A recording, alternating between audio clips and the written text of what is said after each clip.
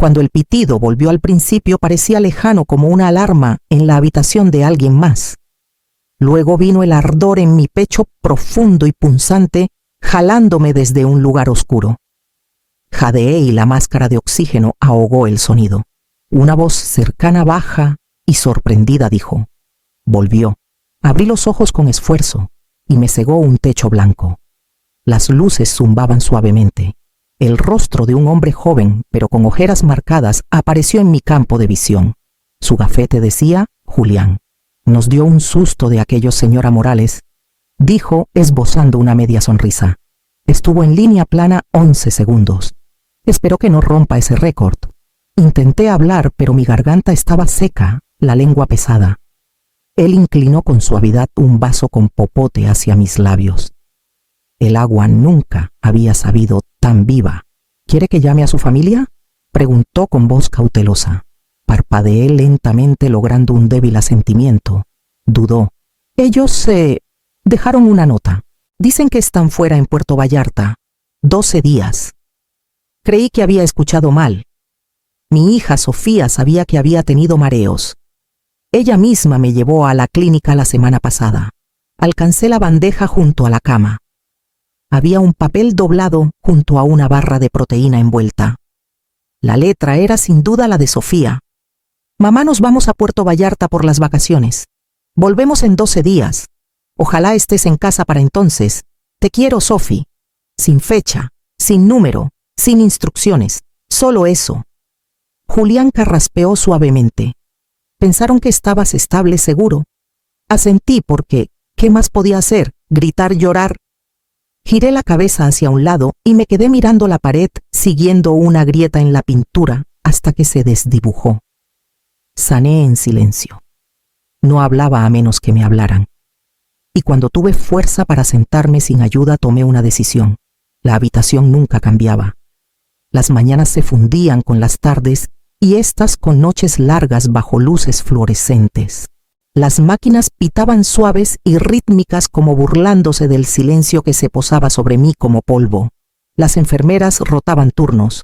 Algunas sonreían, la mayoría eran indiferentes. Julián era el único que se detenía un poco más al revisar mis historial. Sin visitas, sin flores, sin mensajes.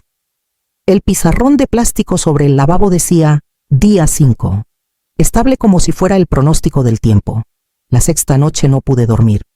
Escuché la voz de Julián cerca de la puerta baja pero clara. No sabía que estaba despierta. «Sí está consciente ahora. Estable, sí. ¿Quiere hablar con ella?» Una pausa. «Entiendo. Solo pensé que querrían saber». No dijo con quién hablaba, pero no hacía falta. Cerré los ojos no porque estuviera cansada, sino porque no soportaba estar del todo despierta. Ellos sabían. Sofía y Diego. Sabían que estaba viva. Despierta. Sola. Y aún así nada. Intenté convencerme de que estaban ocupados, tal vez lidiando con los niños o regresando antes. Pero cada vez que mi corazón se inclinaba hacia la esperanza, mi mente intervenía y me jalaba de vuelta. Dejé de preguntar por el mundo exterior. Miraba el techo o la ventana angosta que solo mostraba un muro de ladrillos. Comía lo que me daban. Respondía con gestos o monosílabos. Cuando una enfermera nueva preguntó si alguien vendría por mí al darme de alta, solo dije, «Seguro». Julián me llevó en silla de ruedas el 8º día. Su silencio decía más que cualquier disculpa.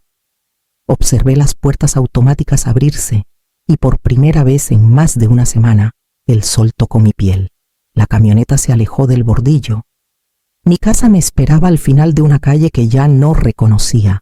La camioneta de transporte se detuvo en la acera y el conductor me ayudó a bajar con más eficiencia que calidez. Le di las gracias por costumbre. Asintió y se fue antes de que llegara al porche. Busqué la rana de cerámica junto a las escaleras donde siempre guardaba la llave de emergencia, pero no estaba. Me senté en el columpio del porche con el corazón latiendo lento y apagado y esperé. Pasaron 20 minutos hasta que la puerta crujió al abrirse. Un joven con una sudadera descolorida estaba en el umbral parpadeando como si yo fuera un fantasma. ¿Puedo ayudarte?». Esta es mi casa, dije. Me miró de arriba abajo confundido. ¿Tú eres...? Alejandra asentí. No pensé que volverías tan pronto. Diego dijo que hasta la próxima semana. Se hizo a un lado torpemente para dejarme pasar. Entré con esfuerzo rechazando el brazo que me ofreció. Adentro todo se sentía mal. El mobiliario de la sala estaba cambiado. Mi sillón favorito para leer ya no estaba. La mitad de las paredes estaban pintadas de un beige insípido, como si la casa estuviera a medio renovar. Sobre la mesa del comedor había un montón de folletos brillantes. Tomé uno. Encantadora casa estilo colonial perfecta para familias jóvenes. Casa abierta este domingo. Había una foto de mi sala. Mi hogar. Mi nombre no aparecía por ningún lado. Caminé hacia la cocina. Sobre la encimera había una carpeta abierta. Adentro documentos escaneados y notariados, uno de ellos, un poder notarial con mi firma fechado hace 2 años. Después de mi cirugía de cadera. Sofía me los llevó al hospital. Dijo que era para el seguro. Recordé haber firmado adormilada y adolorida. No había aceptado vender la casa. No había aceptado desaparecer. Me quedé mirando los papeles, sintiéndome como invitada en mi propia vida. Al otro lado de la habitación, una caja de cartón rebosaba con álbumes de fotos y marcos de la boda, mis recuerdos empaquetados como sobras que nadie quería. Me hundí en una silla y presioné los dedos contra mis labios. La casa no me había esperado. Ya había comenzado a seguir adelante, y tal vez ellos también. No me moví por un buen rato. El joven de la sudadera Mateo, supe después, había desaparecido, escaleras arriba sin decir más. Me quedé en la mesa rodeada de pruebas de que mi vida había sido borrada como un error tipográfico. Cuando al fin me levanté, mis piernas se sentían extrañas. Necesitaba agua. Algo familiar. Alcancé un vaso en el gabinete sobre el fregadero, pero el estante estaba vacío. Hasta los platos habían cambiado. Al darme la vuelta para salir de la cocina, lo vi el iPad viejo de Sofía conectado junto a la despensa, con la pantalla aún encendida. Era uno de esos dispositivos familiares usado más para música y recetas. Lo tomé por instinto y me detuve. La pantalla se desbloqueó sin contraseña. Sus mensajes seguían abiertos. El hilo en la cima era con Valeria, mi otra hija, la que solo llama en días festivos. Debí haberlo cerrado. Debí respetar su privacidad. Pero entonces vi el avance del último mensaje. Cuando vendamos la casa de mamá, por fin vamos a poder respirar. Toqué. Sofía. Si no está en casa para el lunes, comenzamos el proceso de ingreso. El hogar. El amanecer tiene lugares disponibles. Valeria. Seamos realistas, nunca fue buena con los límites. Deslicé lentamente leyendo cada línea como si pudiera sangrar. Bromas sobre mi desorden. Discusiones sobre quién se quedaría con qué cuando me mudaran. Fotos de muebles etiquetados para donación. Una hoja de cálculo estimando cuánto valdría la casa si modernizaran la cocina. No había confusión, ni dudas, solo coordinación. Cerré la aplicación y dejé el iPad con cuidado como si pudiera romperse. En cierto modo, ya lo había hecho. La imagen a la que me aferraba de hijas planeando una cena de bienvenida de nietos, esperando con tarjetas, esa imagen se había ido y en su lugar algo más frío, calculado, preciso. Caminé al closet del pasillo donde guardaba una caja de zapatos marcada facturas. Detrás estaba la verdadera con mi dinero de emergencia y un pequeño cuaderno negro que había actualizado desde 1998. Contraseñas, cuentas, cada documento que guardé por si acaso. Al parecer ese por si acaso había llegado. Llamé a Ernesto la mañana siguiente. Contestó al segundo tono. ¿Señora Morales? Su voz era más vieja de lo que recordaba, más grave. Ha pasado tiempo. Alejandra, dije. Por favor, necesito tu ayuda. Para el mediodía estaba en su oficina en el centro de Querétaro, aferrando una carpeta como si fuera un salvavidas. Ernesto Vargas fue un adolescente brillante y tímido cuando le di clases de historia. Ahora tenía un despacho con su nombre en la puerta y una pared llena de títulos. Leyó los documentos lentamente con los lentes bajos en la nariz. Cuando llegó al poder notarial se detuvo. Este no es el que redacté para usted, dijo. Este es más amplio. Bienes raíces activos financieros directivas de fin de vida. Esto no era solo para emergencias. Le conté sobre la cirugía de cadera, el portapapeles. Sofía diciendo que era para el seguro. Cómo firmé aún aturdida y con dolor. Ernesto se recargó y golpeó el papel. Aprovecharon su condición. Esto puede ser legal, pero no es inamovible. Deslizó un nuevo paquete de papeles sobre el escritorio. Si quiere revocar esto, podemos presentar hoy. Restaurar su autoridad legal. Detener la venta. No dudé. Me pasó una pluma y firmé. Con cada trazo algo en mi pecho se liberaba. Ya no quería la casa. No quería pelear por un lugar que ya me había cerrado sus puertas. Lo que quería era control. No de ellos, de mí misma. De lo que venía después. Ernesto levantó la vista. ¿Quiere presentar cargos? No, dije. Quiero vender la casa, pero en mis términos, con mi nombre. Y luego quiero desaparecer. No se inmutó. Podemos hacerlo. Cuando salí de su oficina los trámites estaban en marcha. Sofía y Diego serían notificados. La venta pausada. Mis derechos restaurados. Afuera el cielo estaba nublado y el tráfico se desdibujaba a lo lejos. Me quedé en la banqueta, respirando el ruido cotidiano de la ciudad. Por primera vez en semanas no estaba esperando ser rescatada. Estaba escribiendo mi propio final. Me moví rápido. Ernesto presentó los documentos de revocación y en 3 días el poder notarial estaba fuera de sus manos. La casa se relistó mismo precio mismo agente, pero esta vez la vendedora era yo. Primero cambié las cerraduras.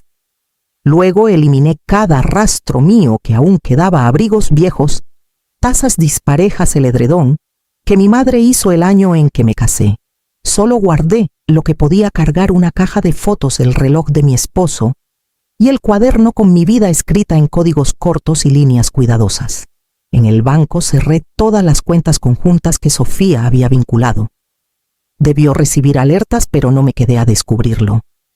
Transferí lo que quedaba a una cuenta nueva a nombre de Graciela Montes, el apellido de soltera de mi abuela. Se sentía adecuado. Ella fue la primera mujer que conocí que se alejó de algo que ya no le servía. Antes de irme me senté en la mesa vacía de la cocina con 2 sobres. Uno para Sofía, uno para Valeria. No despotriqué, no expliqué. Escribí la misma línea en cada uno. Me mostraron quiénes son.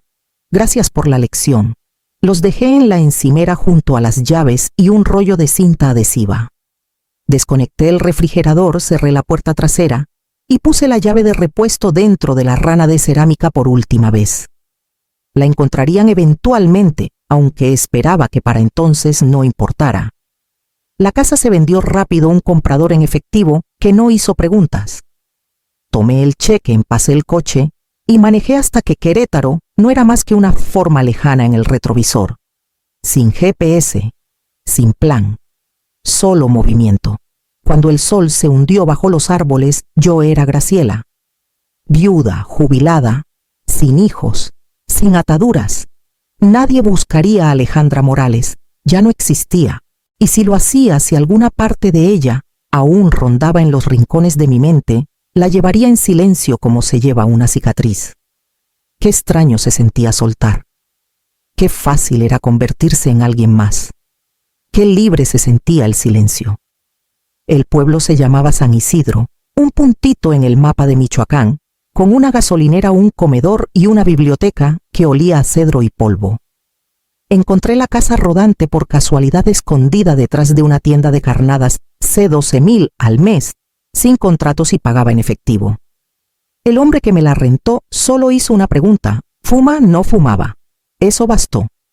Le dije que mi nombre era Graciela Montes, bibliotecaria jubilada de San Luis Potosí. Viuda, sin hijos, empezando de nuevo. No parpadeó, solo me dio las llaves. La mayoría de los días eran tranquilos. Compraba en la tienda local, saqué una credencial de la biblioteca y ordenaba libros 2 veces por semana a cambio de acceso anticipado a las novedades. No era un trabajo, no oficialmente, pero me daba algo que hacer con las manos. La mujer del mostrador, Clara empezó a guardar los libros de bolsillo que pensaba que me gustarían. «Tienes alma de antaño», dijo una vez. Sonreí. No hacía preguntas. Nadie las hacía. Así conocí a Lucía, una mesera de ojos cansados que trabajaba el turno matutino en el comedor. Su hija Anita tenía 5 años, toda rizos y curiosidad callada. Una tarde, Anita se coló en la biblioteca con su madre y terminó en mi mesa mientras clasificaba una caja de libros donados. Me pasó uno sobre tortugas marinas y preguntó si sabía leerlo con ella. Lo hice. Para la segunda semana Anita empezó a llamarme abuela Graciela. No la corregí. Lucía se disculpó la primera vez apenada y con el rostro rojo, pero solo lo desestimé. Está bien, dije. Es bonito. Lucía comenzó a dejar a Anita conmigo 1 o 2 veces por semana mientras tomaba turnos extra. Ayudaba con la lectura. Hacía sándwiches de crema de cacahuate. Me sentaba con Anita en las escaleras del porche mientras contaba estrellas. La casa rodante seguía siendo pequeña. Las noches silenciosas.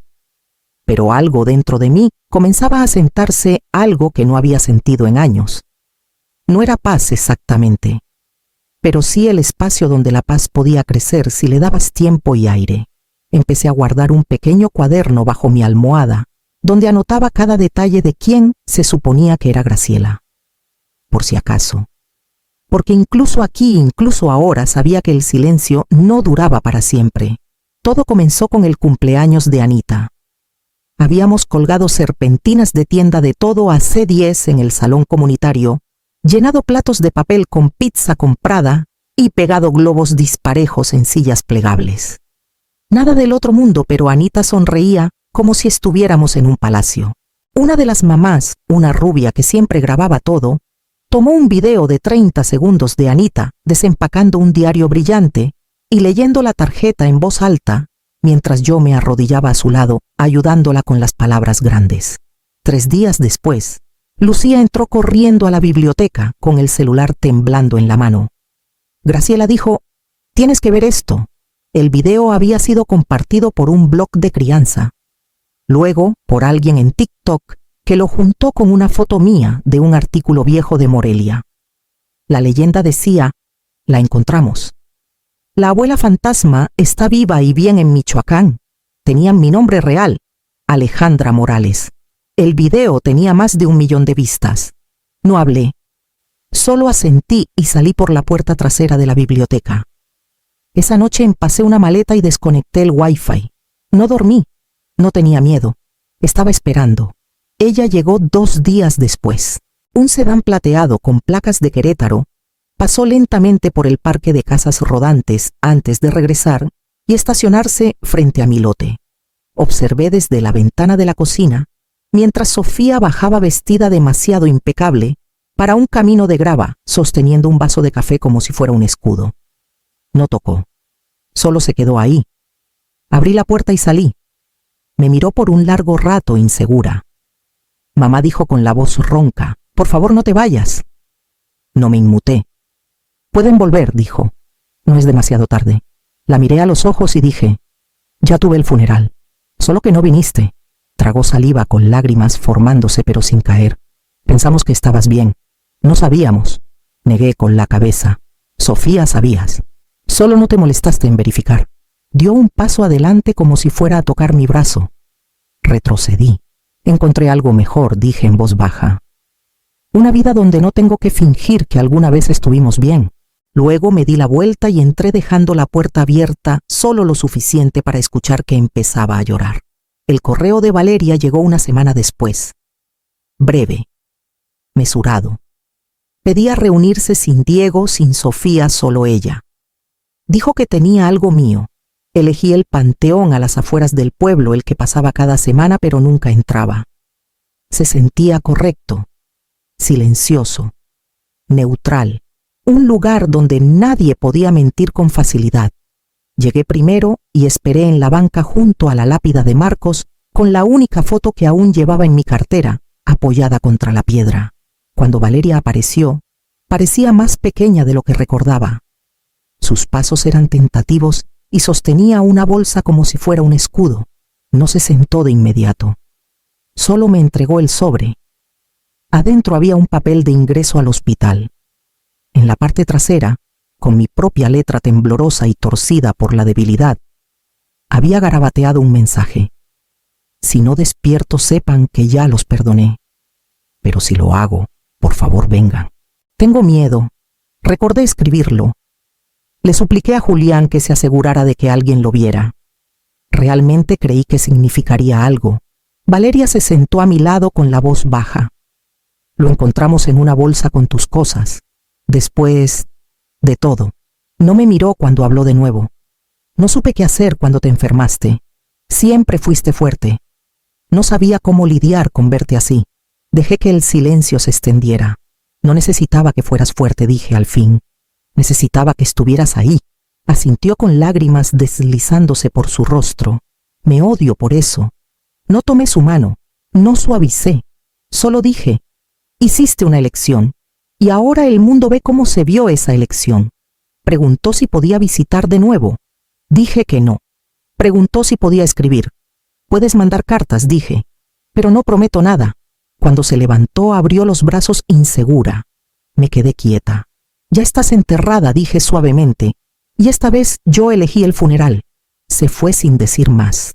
Me quedé en la banca un rato más con el sobre en mi regazo, como prueba de que alguna vez creí que vendrían.